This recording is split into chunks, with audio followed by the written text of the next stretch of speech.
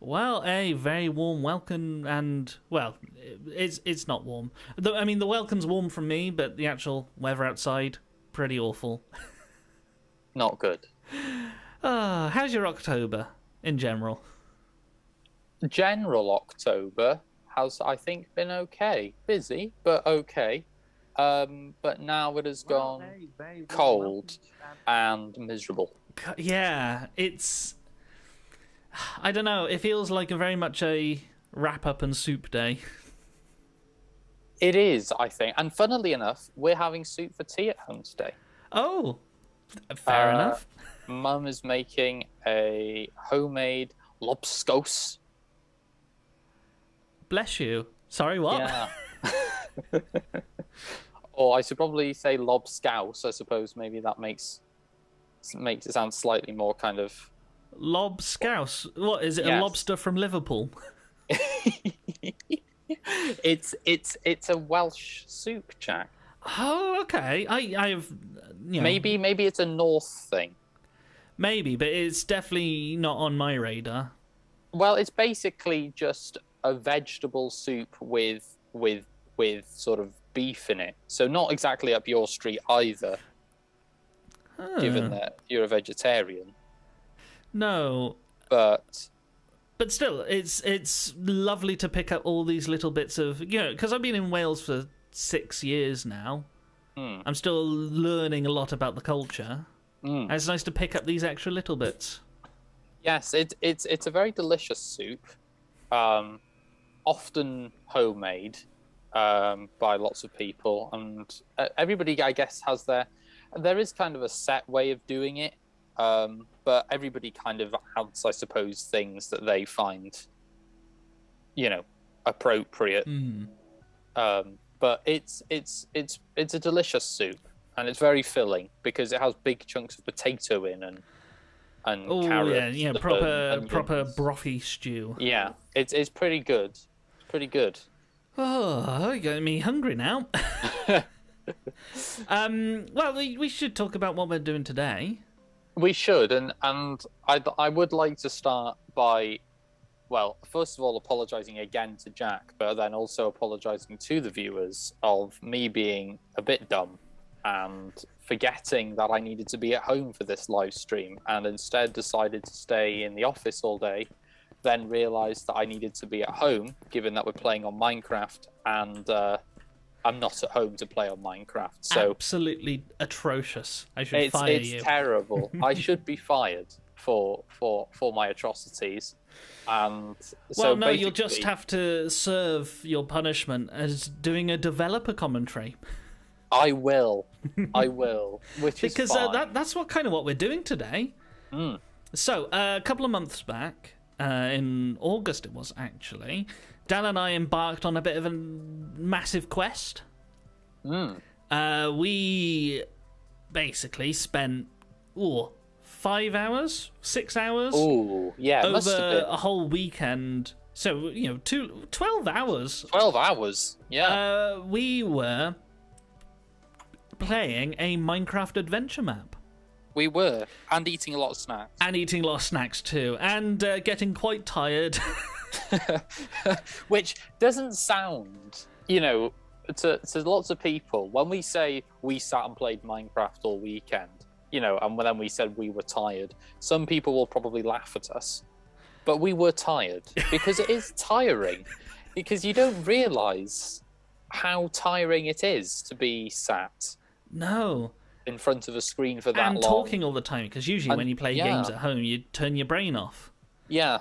But either way, it was a fantastic experience altogether for me. I thoroughly enjoyed it. Oh, it was great. And if you want to catch up on our exploits, the old website that we made for it is still up and running, and you can check that. It's over at tc1.me/nightmare with a K. Wow, that even though it was only in August, that felt like such a throwback. It feels like it's been 10 years. Yeah, it feels so long ago, but it was only 2 months. But yeah. If you want to go to that website, you can download the whole map and everything, and see what we went up to, and watch the old streams back. And they're just nice things to have on in the background. Is it narcissistic to say I listen to my own streams? No, I don't think so. I mean, I listen to some of the Technolives back. It's a way of self-improvement. Yeah, and it's just nice to have someone in your ear talking. It is. Even if it is with my awful voice. Oh, I do hate the sound of my own voice. It is a struggle to listen to myself. Well, so one thing about that is, of course, we made the map. We made the Minecraft map, and a lot of effort went into it, and I got lots of help from all my fellow co-workers down at the, all around Technocamps from all the different hubs. And, we got some good decoration done, we got some good programming done, all to get this adventure map working. And I thought we'd have a little look of what's going on behind the scenes, so to say. I mean, I'm intrigued. Mostly because I don't know a lot about the behind the scenes. So now I'm intrigued and will learn. Well, now's your time to find out. Yeah. This is my final lecture of the day. Yeah. Well, you'll recognise this jail cell when it appears on yours, because you're watching it on delay. But yeah, in this, this is where we started the game off, and what we had to do was, if we look around the jail cell enough, find the secrets and the clues to get out. And by the way, this will be full of spoilers, so if you've not played the original map, don't watch this. Go do the original map and then come back and watch this. Mm-hmm. But yeah, part of it, the first puzzle to solve, because it was all about this castle logic, was all about logical puzzles and solving all sorts of different things. And it was done using the Education Edition. And the first puzzle was to get the right pattern of these buttons. Yes, with the arrows. And if you get it right, the door opens. Exactly. And this is one of my favourite setups, actually. Because if I've switched into creative mode, by the way, just so I can cheat. Well, I mean, of course. I mean, we've already defeated the Castle of Logic twice. Exactly, and yeah, we sent the Duke of Bees packing. We did send the Duke of Bees packing. Oh, the door is open. Yeah, and so I've just gone through the wall, and this is the redstone circuitry that makes up that door puzzle. So if I mine this out a little bit. See, this is amazing to me, because this was that whole time, that was just right there. And you never got to see it. And I didn't get to see it, and look at it. No, and it's weird, it's sort of deceptive, because you think, oh, this is quite a small jail. But actually, half the room was missing. Yeah. And you'd only notice if you got to see the castle from the outside. Exactly. No, it's incredible. Yeah, so the way this is working is we've got the buttons, and they're activating redstone behind it, and I'm doing a little bit of logic here. I'm doing what we call logic gates. And logic gates are tiny electronic circuits, and I mean absolutely tiny. And they're getting smaller and smaller every time they create something new, they create a new computer chip. But these tiny gates, they all stack together, and using some complex maths, you get computer chips, basically. Right, okay. So, for example, all your memory is stored as, well, depending if it's flash or a hard drive. If it's flash memory, it'll be stored with something, it'll be NAND type memory, because it'll be just made out of a load of NAND gates.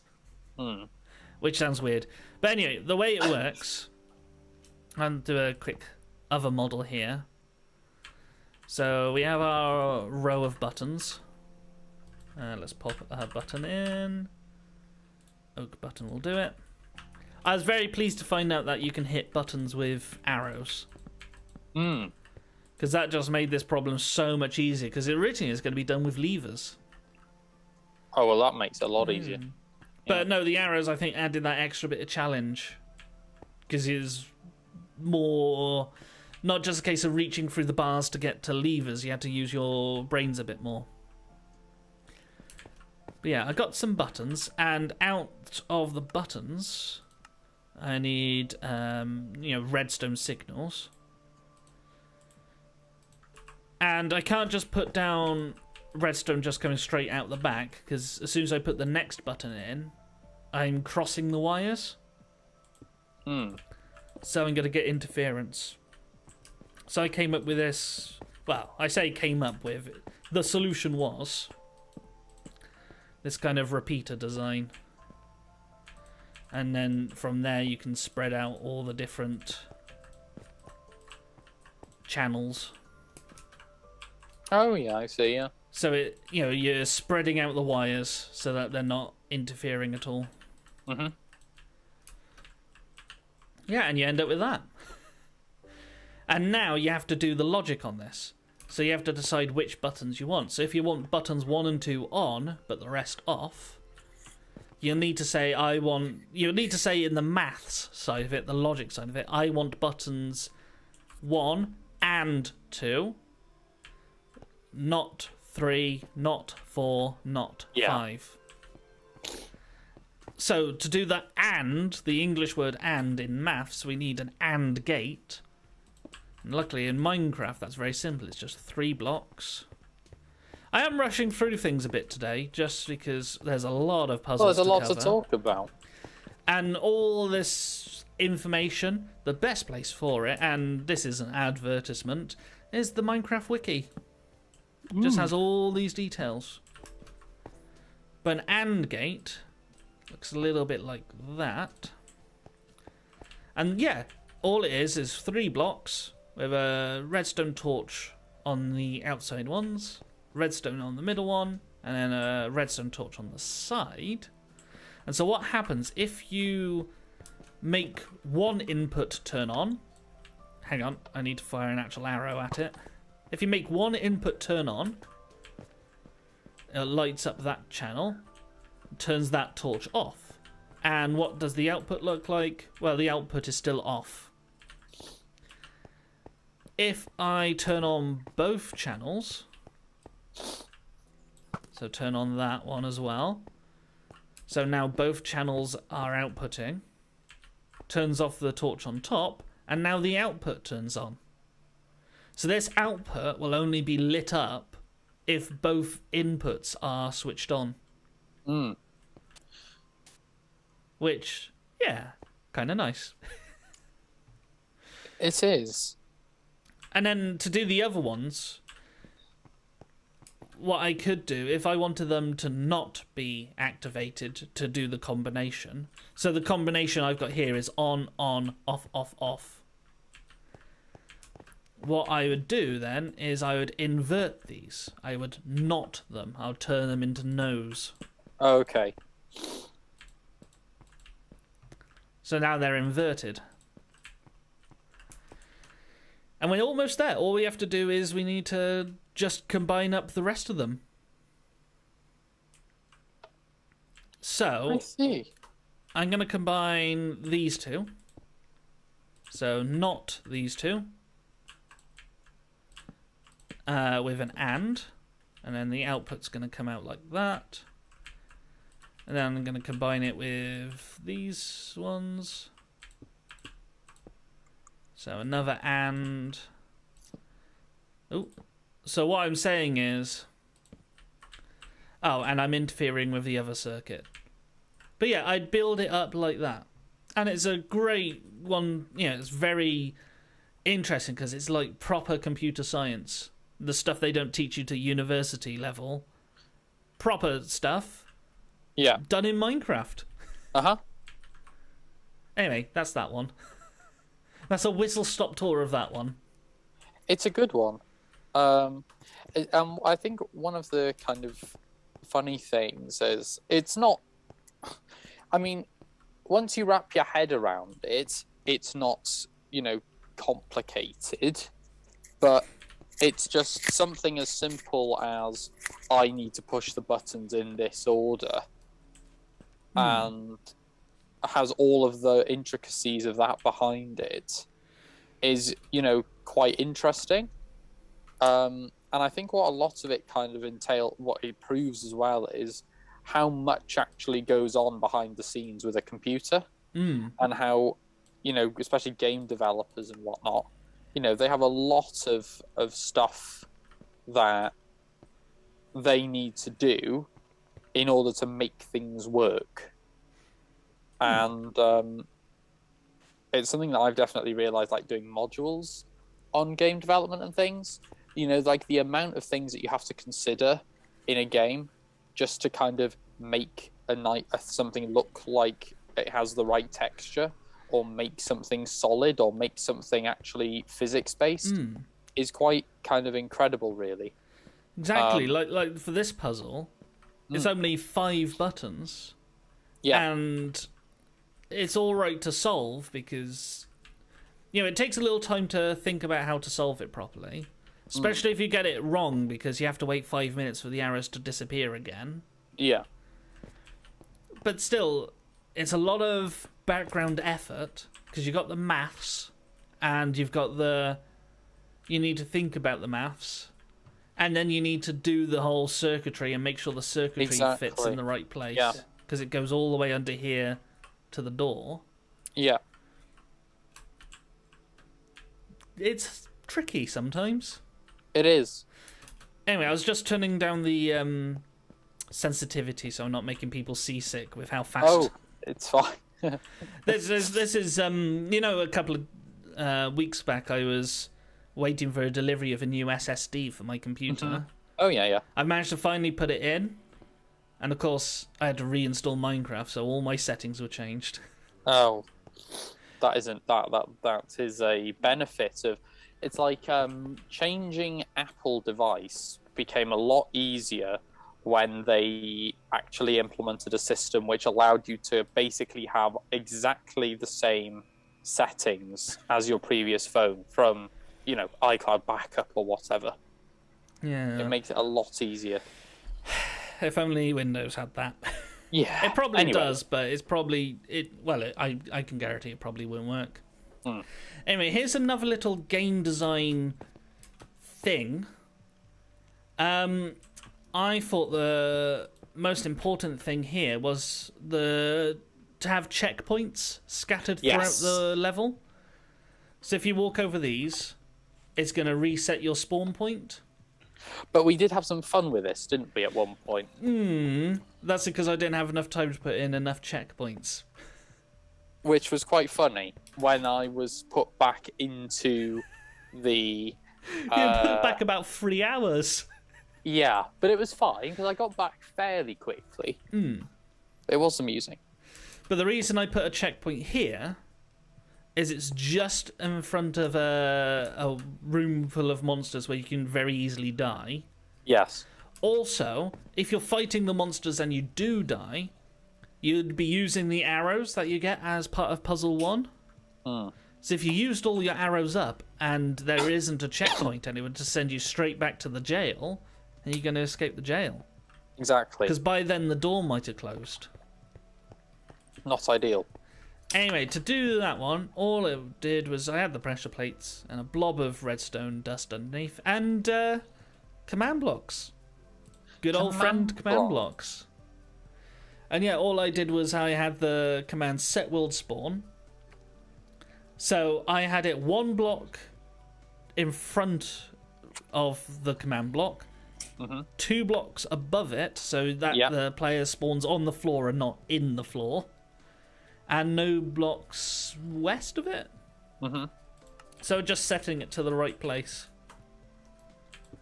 And quite straightforward, really. I was meant to have a couple more of those scattered around, but I only managed to do 2, I think. Oh, it's fine. But yeah. I mean, they were sufficient. It was only the one-off that I had the small death in an inconvenient kind of place, which then set me back miles, but it was fine. Yeah, another game design thing here. You notice it's all zombies over there, and it's all skeletons over here. And the reason is, I thought, if we have the ones that you can defeat, the ones that attack you with melee, as in they attack you with their hands and fists, and they have to be close to you. Because the skeletons are separate, it means they're not firing at you whilst you're trying to defeat the zombies. Yeah, which would be... It'd be very frustrating if someone's... Well, they'd be sniping you from a distance. Exactly, and it's all about balancing the frustration level and the difficulty level when it comes to developing games. And that's why the Witch is in their own arena. Yeah. Because the Witch can be quite tricky with all the splash damage. So, if the Witch didn't have her arena, were running straight up to you, that'd be a very frustrating start to the level. It would, yeah. And when you start a level frustrated, you're not going to enjoy the rest. Exactly. And then things like that can lead to people just not playing your game, and then also leaving you bad reviews on various stores. That's why Steam is very good to include how long people have played before they review. Anyway, here's one of the characters. And this is the very disappointing thing about the Education Edition. It's very hard to do dialogue. It's very hard to talk to people. Because they can only say the thing in the speech bubble, and everything else... Well, there's no way of changing what's in the speech bubble on the fly. And apparently there is a way, but it involves behavior packs and execute commands and /dialogue commands and NBT tags for each of the NPCs. And I haven't learned that yet. And I'd love to, but Microsoft are really bad at documenting all of this. You have to find it all out for yourself. You can't just read a guide. Which is inconvenient. No. Anyway, what I'm going to do is I'm going to switch into World Builder mode, which is exclusive to the Education Edition. World Builder. There we are. And that allows you to see the behind the scenes of each of the characters. So here I can change the Squire to look like an owl for some reason. I can change their name. And I can edit the dialogue. I can also edit what the buttons do. And this is the way I kind of got around dialogue without having to go through behavior packs and all that. What I would do is I'd make the two buttons, for the player asking a question, like, where's Alfred? And then I'd use a /say command for the NPC's reply. And I think that's possibly the only way you could do it simply, without having to go through all the bother of... Yeah, I can see how that would... Yeah. And the problem is... And this character kind of shows off that problem, is... You're coming in first time, you've never spoken to this character before, and you've already got the two speech options that won't make sense to you yet. Exactly. And if you do click them, you kind of makes you go out of sequence of the game. Yeah, I see what you mean, which is slightly from a Minecraft game development point of view isn't ideal. No. What would be great is if in a different game engine or a different game, you'd have it so that when you first meet this character, they say something irrelevant. Yeah. But when you come back to this character, then you've got the options. Yes. But you just can't seem to do that easily in Minecraft the way that I've set it up. I'm trying to think of an example of that from an actual video game that I've played, and I can't really think of one. I guess, off the top of my head, I can remember as a child playing Spyro. Oh, yes. And I remember that there used to be gates that you could only open when you had enough gems. Exactly, and you had to talk to that man with the money bag. But when you first... Oh, money bags. Yeah, with money bags. And if you had no money, or if you didn't have enough gems, then he would say, go away and find enough gems. But once you got enough gems, his dialogue would then change to being, oh, okay, I can open the gate now and let you in. Exactly. And yeah, the way that's doing it is the game is checking how many gems do you have. If it's less than the amount, do this bit of dialogue. Do this bit, yeah. If it's more than the required amount, do this bit. Exactly. Anyway, I'm just flying out, taking the opportunity to have a look at the whole map. It's a big one. I think it's the biggest thing I've ever built. It's a huge map. And it's all surrounded by this fully working maze. And this maze, you could literally go in through the front entrance and try and navigate it. Trouble is, there's no exit either, so you'd be going around it forever. Was that built? How was that built? Okay, so this one, I didn't generate it. Sorry, hang on. I generated it, but I can't take credit for the work. Right, okay. So, when I built this, I built it all in the Java edition. Because the Java edition, the cool thing about it is, of course, you've got servers. Yes. And you've also got mods. And when I started work on this, I created a Spigot server. Right. Which may not make so much sense to you, but to those in the know, Spigot is... So you got the official server that Microsoft have made, and then you've got the unofficial servers. And there's Spigot, Bucket, Craft Bucket, and Paper, I think, is a new one. And the thing with the unofficial servers is you can load plugins. Right, okay. And the maze here I generated with a plugin called Tangled Maze, I think it was. Or Tangled Forest, something tangled. And yeah, all you did was you activated the plugin, and then you selected which bits you wanted to be a maze, and you said, make me a maze. And then it just does it. Yeah. It still took a really long time, because if you made it too big, it would crash the server. But yeah. Anyway, it's an impressive looking thing. Yeah, that's what I was hoping to go for. To make it look really like you're really trapped in this castle. But yeah. So this room kind of introduced the backwards and forwards puzzle. So what you do is I liked leaving this gate open to kind of get people to... So they'd be walking out of this entrance. They'd see someone dead ahead, so they'd walk towards them thinking, oh, someone to talk to. And then this thing opens up on the right and gives you a really great view of the castle, so you kind of know what you're in for. Exactly, yeah. It's kind of the... if you've played Legend of Zelda Breath of the Wild... It's the first time you stand on the mountaintop and you see the whole world.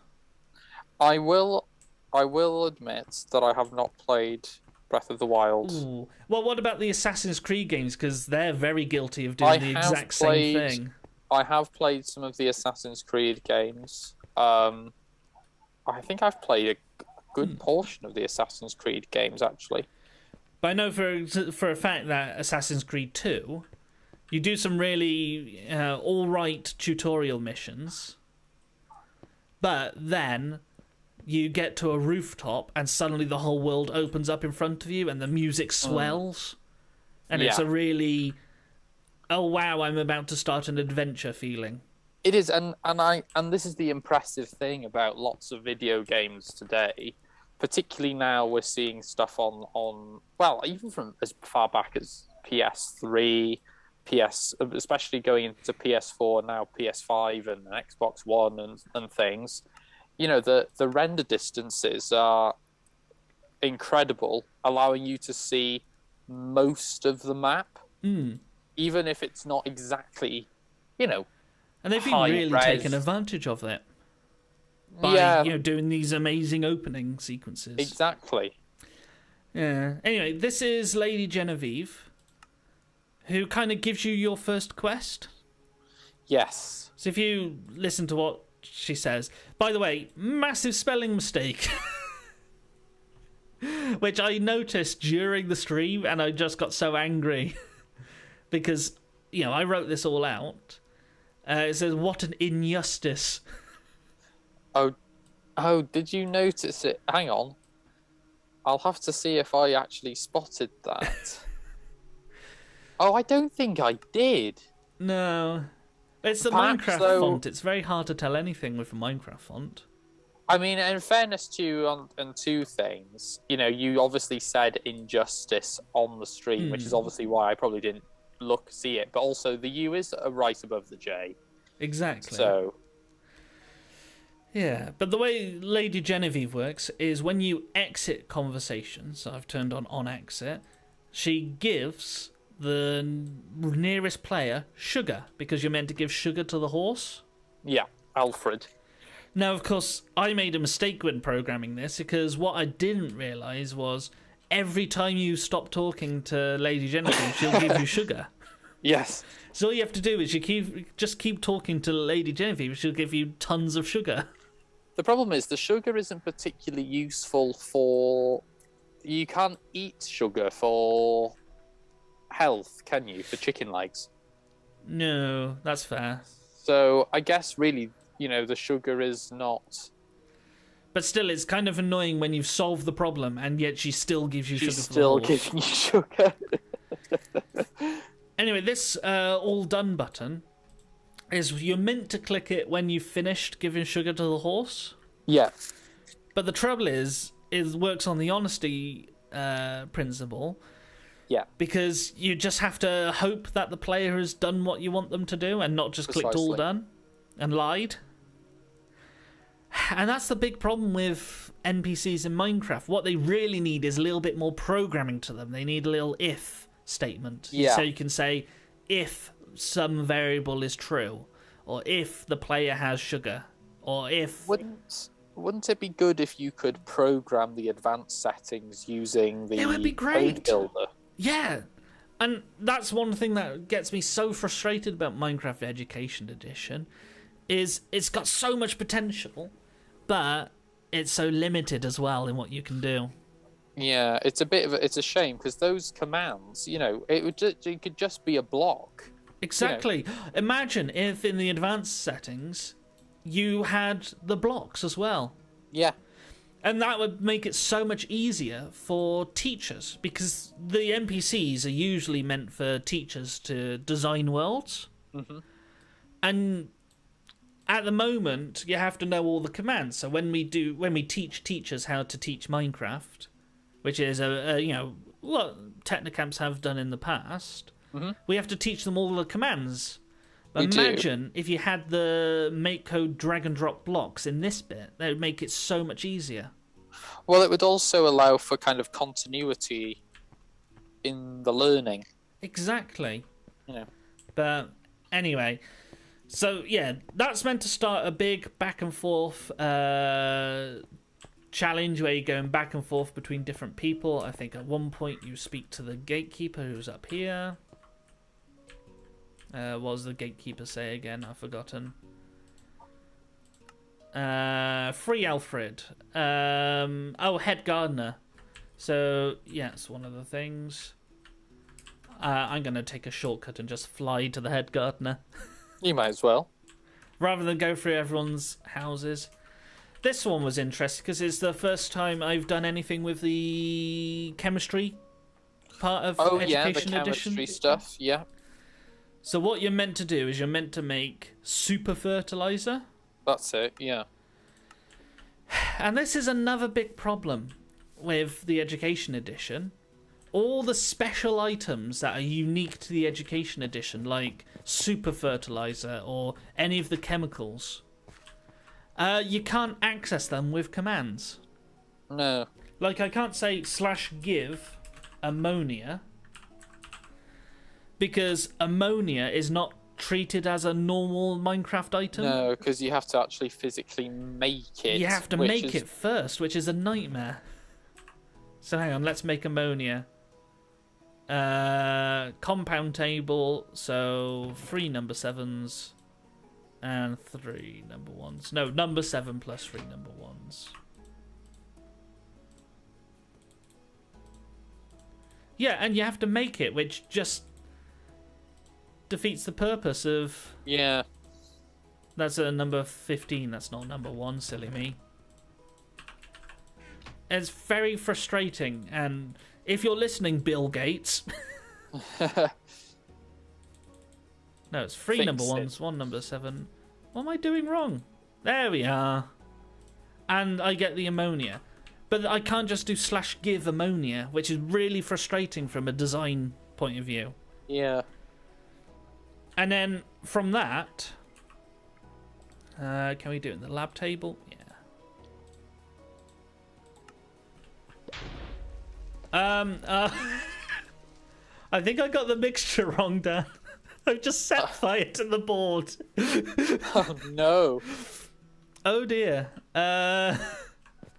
Anyway, my point is that would give you super fertilizer, and what I would do, if you had blocks in, if you could program NPCs rather than just write what they say, I'd have it so that what you could do is say, if player has super fertilizer, take that from the player and then do something.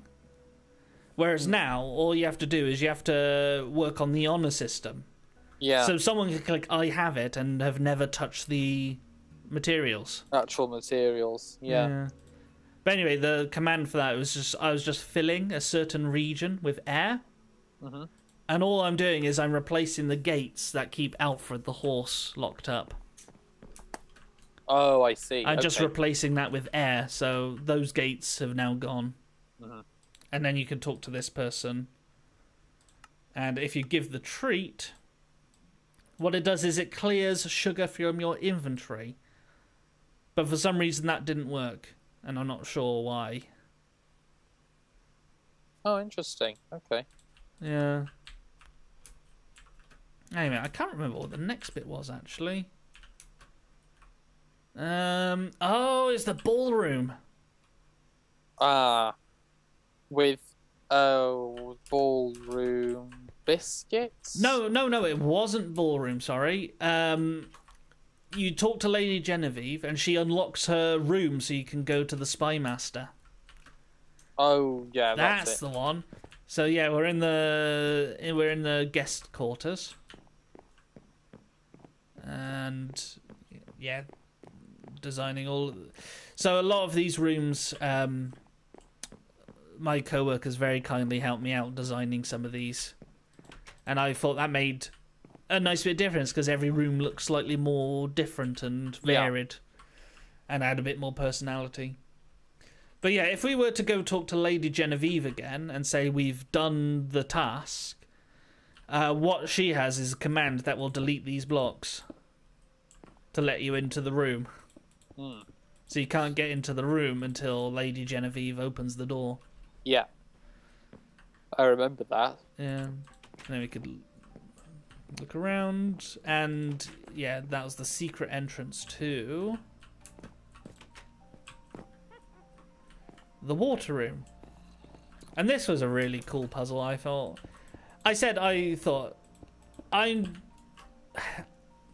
It's weird, I kind of get nerdy and excited about stuff that I've done.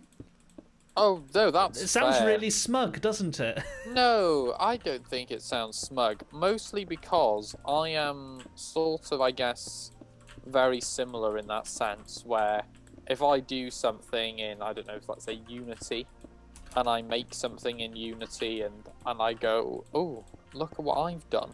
I've done a thing. You feel proud that you've accomplished something. It's a sense of accomplishment, isn't it? You know, like you've done something good.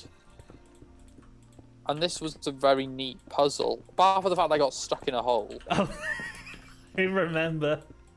That was brilliant. That was very fun. Yeah, so the way that this puzzle worked is I just made lots of channels, and you had to put water in the right channel. Mm-hmm. And if you did, which was this one, so let's get a bucket of water, the water would start flowing, and it'd wipe out a redstone blob. Mm-hmm. So it breaks this circuit, and because it breaks the circuit, the doors open. Mm-hmm. Because the circuit for the doors is now off. Yeah, so you have the redstone running along the top. This redstone is on, so the doors are open. And the way we get it from the redstone here being off to being on is by inverting the signal with this torch assembly here. Mm-hmm. And yeah, into the boiler room. Which again, just decoration. This was where we had to swim underneath, was it not? Yeah, down through the shower. Yeah, that's it. Trouble is, sorry, it's catching I had up to make this it a shower because I couldn't think of any other way to get water into this room in a way that wasn't obvious. Yeah. I don't know. Anyway, the secret door is a very easy one. It's just a redstone circuit. Mm-hmm. Powers, pistons. And yeah, part of this was I made sure I had lots of extra space. So that if I needed to build a puzzle, then I could do it next door or something. Yeah. Here's a big annoyance. When I first wrote this puzzle, I got the answer wrong. Because I forgot how to do columnar cipher. Oh, okay. So we had Caesar cipher on the board. We had columnar cipher.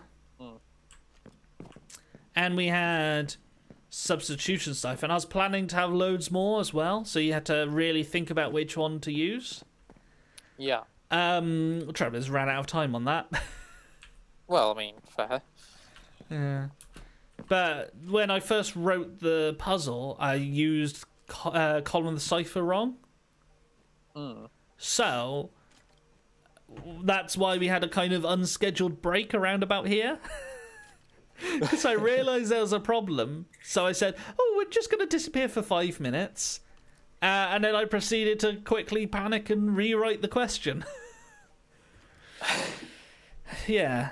And at the moment, the actual version of the world that's available on the download page has an error in it.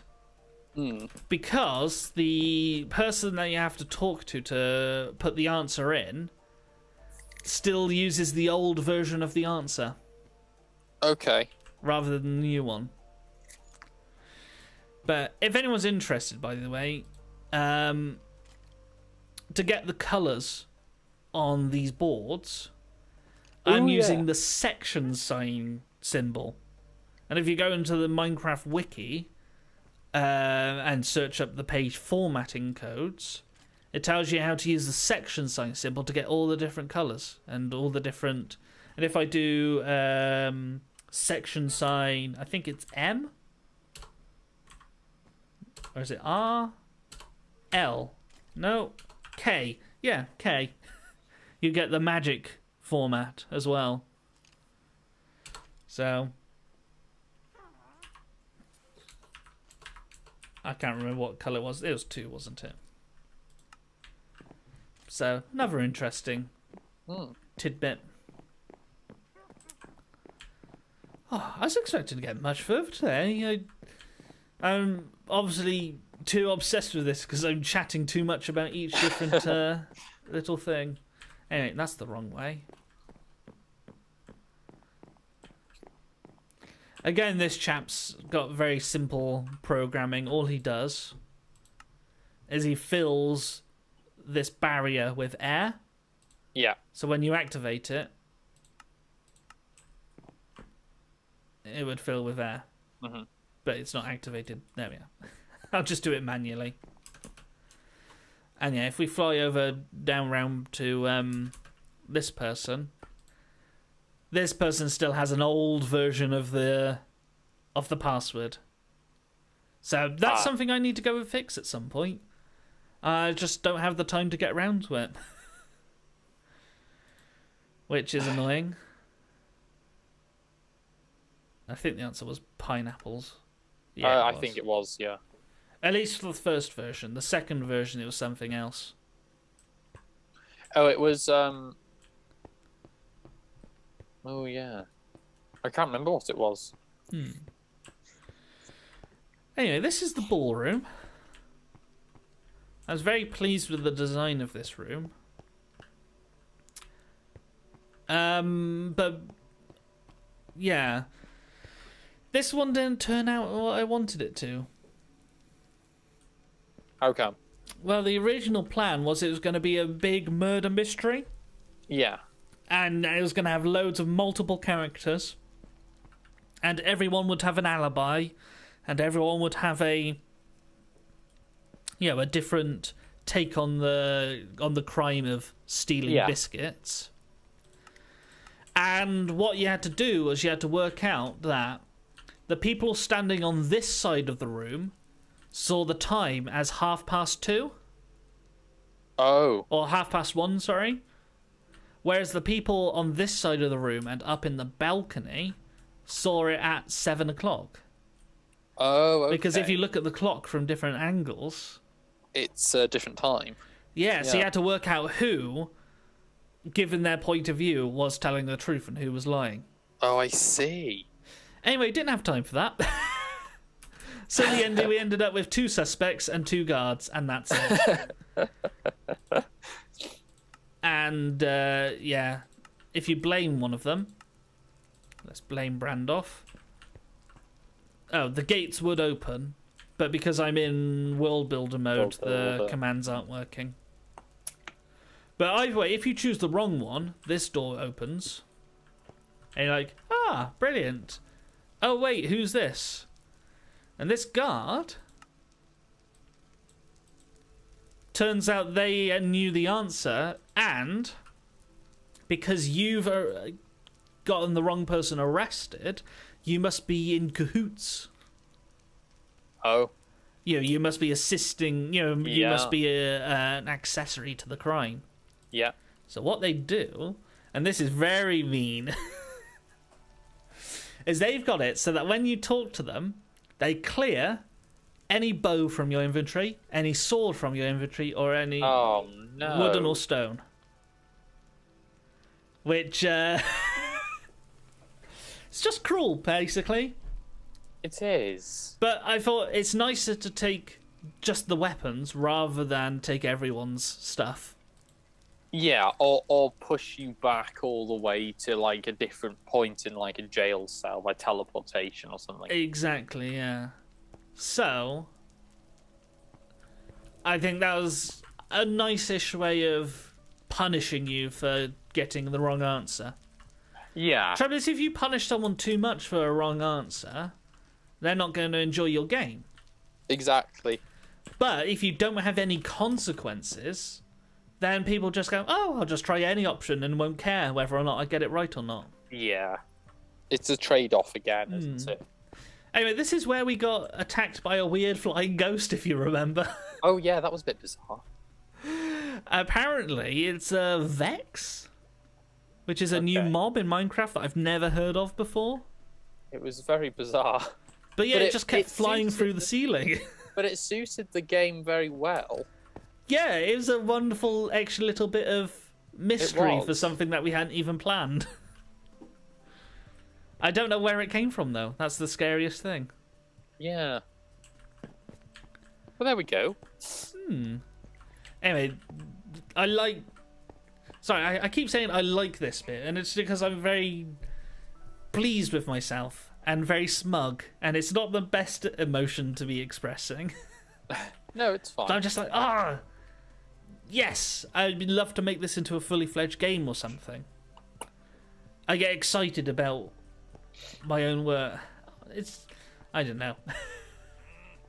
But the idea was every time you pass a sign, it's getting more and more scary because it's all telling you to go back. Yeah. And it's also getting a little bit scarier because the signs are getting less and less well written. Yeah. So you think, oh, maybe something's up with the person who wrote the signs. Mm. And yeah, we start seeing some weird corruption kind of things. We do. And yeah, the reason I chose dead bubble coral is it looks a little bit like cobblestone, so it's not immediately obvious until you carry on going upstairs, where I switch to a different type of coral. Oh, hello. I forgot about this chap. I think this is the chap that killed us. Oh yeah, he does come down the... Is it the one that comes down the stairs? Yeah. He's just having a little disco to himself. That was interesting bit. And yeah, switching to different corals and adding a little bit of sand, so it's getting even more corrupted. And you're like, oh, what's behind the door? Nothing. We got this character, and I don't know whether it was obvious. I don't think it was in the end, because I only managed to put in one shop. But this character here was meant to be a reoccurring character, and you come across it every couple of puzzles, and she'd sell you stuff. Was she in... She was in more than one place. Because Well, I that's do the thing. remember...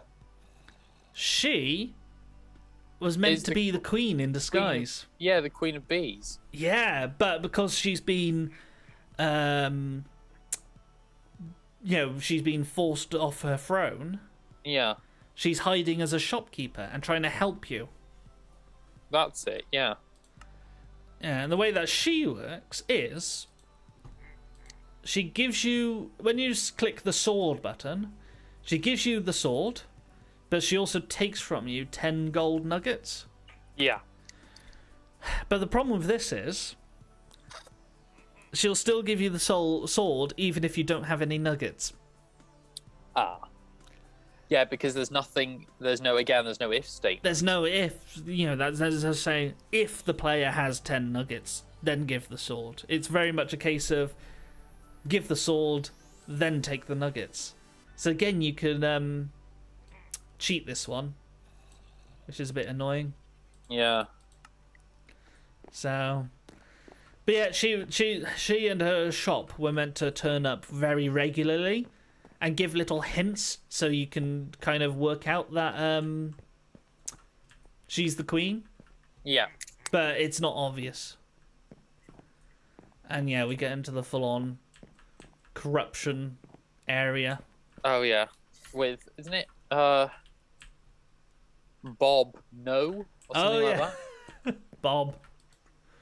What does Bob say? We've got ourselves a Class 8 reality-bending corruptive event. Spicy. See Bob No. Yeah, my writing's not very good. But yeah, we go through this, which is this is meant to be a kind of an area for guests to relax in. Oh, and we get to Persephone, who's the lab technician or whatever. Oh, yeah. And all she does is just unleash chaos. It's unleash chaos when you stop talking to her. But that was the chase sequence. This is where we ran away from all the zombies. And yeah, it was a bit of a nightmare with how many were spawned.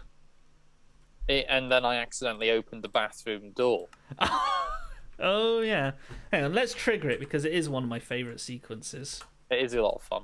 Because, we've had puzzle, we've had puzzle, puzzle, attack, puzzle, and then we had the really long ballroom, which was quite a boring section, I thought. And now we're getting into full-on proper attack. Yeah. So if I were to change myself to survival, there we are. Attack sequence started. And just because of the narrowness of that room, it kind of forces you to go here and you think, where do I go? Oh, look, this door's open. Yeah. And I like the hands coming through. That was a nice... That is a nice kind of touch, really, wasn't it? Very, very kind of Walking Dead, wasn't it, really? Yeah, very creepy, because you think, oh no, I'm stuck. I can't go through there because the threatening hands. Where do I go from here? Do I force my way out? Even if a player does manage to fight them off, there's no way to the next part of the map. No. And what I would probably do next time is I'd get Persephone to fill in a blockage to close off the stairs going back down. So if a player does get lost, their only option is to go through here. Yay. Down the loo. And, yeah.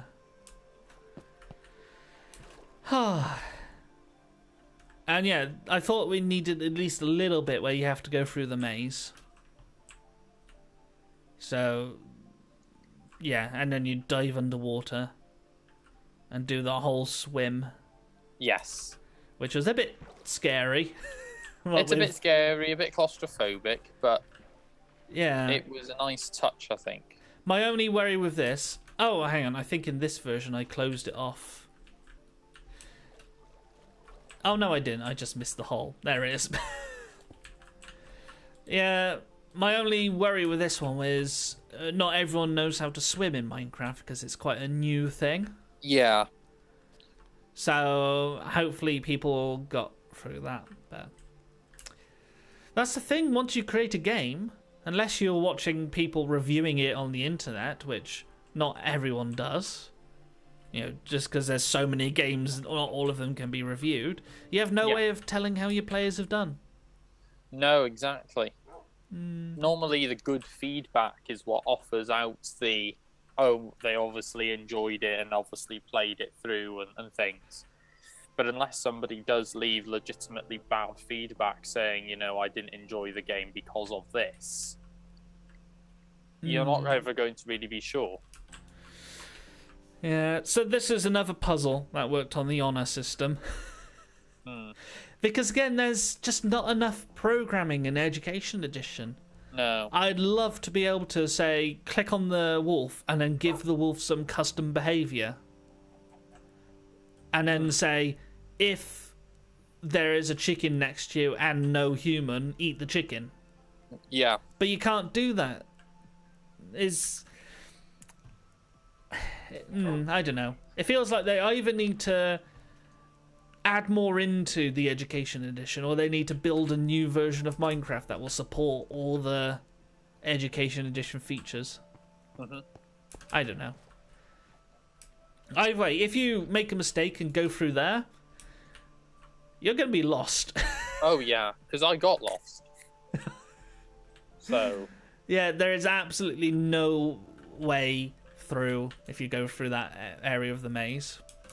And the only way is to talk to the groundskeeper, who had my favourite button in the whole game.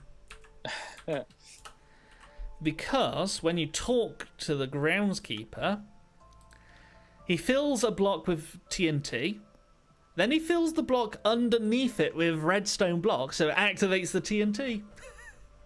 Which is wonderful. Yeah. Will this activate? We'll see. We are down to the last, minute or two anyway, Jack. Marvellous. Yeah, I thought I was going to get through all of this today, but we can always come back. And here we get the only other checkpoint in the entire game. Yay. And we had this task. And... the big battle. The big battle was what I was sent back to, wasn't it? Oh, yeah. Yeah. And the second time we had chickens raining everywhere. Yeah. And all this was this chap deletes the whole barrier in front of all the monsters. I think what I'll do is I'll finish on the last one, which is the most puzzly of all the puzzles. Yes. Good idea. Because I think it's got a nice, neat bit of, not programming, but puzzle design. That if anyone wants to make a challenge map to send to their friends or, you know, work with something like that is a good way to give it a go. I'm going up the cheating way, by the way. You meant to... There we are. You meant... Do you remember the parkour? I do remember the parkour. How could we forget the parkour? All across the whole lava furnaces. Oh, boy. I think we fell down about 50 times. Oh, many, many, many times. Even then, again, in the other room above the... Was it just after the kitchen? Oh, yeah, the stairway. The stairway with missing stairs. Oh, there's the parkour. I'm just seeing it now. Oh, no. So, yeah, the way that this one worked was this chap gave you a clue. You had to find the clue as letters on the board. And the answer, I think, was first it was bedrock, but then it changed to enter now. Yeah, that was it, yeah. And you have to go on the right squares to get no, across. it was enter... Bedrock was the other one in the classroom, wasn't it? Oh, yeah, I can't remember anymore. But it definitely changed. Yeah. I can't even remember it. But basically, the way that this works is if I mine through all this, what would be great is if you could have signs that go flat on the floor, like a welcome mat. But again, Minecraft doesn't have that. Why doesn't Minecraft have furniture? It only has beds and bookshelves. I know, and everyone makes their own furniture anyway. But still, furniture seems like a obvious thing to include. Yeah. Anyway, the way that this one works is we've got a massive floor of redstone. And then dotted around this, we've got these command blocks. And each of these command blocks just teleports everyone to a certain location. Ah, okay, yeah. Oh, wow, that is a lot of redstone, isn't it? Yeah, but the reason why is it needs to be activated by every pressure plate. And so underneath every pressure plate is a blob of redstone. And no matter which pressure plate you activate, there's bound to be a command block that's within range. Because redstone will only travel along 15 lengths of wire. So I had to be very careful to put the command blocks in a sensible place so that no matter which pressure plate you stood on, it's still activated. Still activated a command block, and that's why there's 4. It's 4 for redundancy. And the ones that don't activate the redstone just have a solid block underneath, so that they're not transmitting the signal. Yeah. And I think what we'll do, because that's our time for tonight, unfortunately, we've got to go head off and have our soups and whatever it is I'm having for dinner. Yes. I mean, it is also getting dark a lot earlier now, which isn't particularly fun either, is it? Especially with this rain as well. Yeah, luckily we had the rain this morning, so me driving home this evening will hopefully not be too bad, just dark instead of dark and rainy, which is never a safe combination. But it should hopefully be it'll be getting darker as well again, won't it, on Sunday, because the clocks change. Oh no, I forgot about that.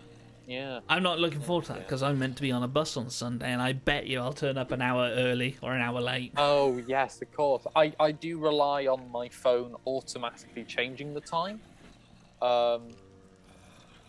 Yeah. Well, there we go. Anyway, I'll just leave everyone on this tidbit here. Oh, yes. So, yeah, when we ran through this puzzle and we did all the translation and all that gubbins, and if you want to see what happened, watch part 2 of day 1. Yeah. Basically, it says Vorwin here, except it says Vorquin because I must have mistyped. That's a mutation. Either way, I think it means maiden, which makes sense because this is ancient Welsh. I think it's taken from the Mabinogion, actually. We got our Welsh-speaking co-worker to give us a hand with this one. But yeah, the word's meant to be maiden, but for some reason the translator thought it was moron, which is Welsh for carrot. It is, and that's why. Anyway, go watch that video. Day 1, part 2. Yeah, it's the one with the most views because everyone remembers the carrot incident. Oh yeah. Anyway, that's it from us. I hope you enjoyed this peek behind the scenes. Hope it's given you some inspiration for creating your own Minecraft adventure maps. I might come back to this format, actually, because I do like making these. Because ages ago, we did a Burns Night one in Minecraft, didn't we? Gosh, that feels like a while ago now. That was our first collaborative Minecraft, I think. Yeah, we did a lot of... It has been a long time since we have been doing these. Yeah. It's been a long time. We've got a lot of videos. Well, if you do want to see those videos, best way to do that is to subscribe to the Technocap's YouTube channel. And if you go onto the channel directly, I don't have a link ready. Oh, that's poor planning. tc1.me/YouTube. There you go. If you go to that, you can find all our old videos, including the one that we just mentioned, the Burns Night Minecraft. Yeah. Where we did lots more sort of adventure game programming in Minecraft. I say programming, it's more development. Yes. And of course you can see what went on with the Castle Logic, what went down and what madness happened there. Yes. As well as a whole bunch of other live streams. No, our first collaborative live stream, but technically whilst we were still doing separate live streams, but then when we collaborated was our flight simulator one. Oh, of course. And then we merged Technolives to make one Technolive. Yeah. With the Burns Night. Oh. Speaking of Technolive things, no Technolive next week. Oh, thanks for reminding me. Yep, no Technolive next week. So we've got a big educator conference where we'll be showing teachers basically how to play Minecraft. So no Technolive next week, but normal service resumes the week after? I assume it does. I assume it does. If not, then the week after that. Either way, best way to find out our streaming schedule is to subscribe, because then you get if you hit the bell thing, you get notified of what we're doing. Anyway, this has been 8 minutes of us rambling way past the end of our time slot. So, last things last. Goodbye. Goodbye, everyone. That was a terrible ending line. Sorry, everyone. Farewell, everyone. Good night.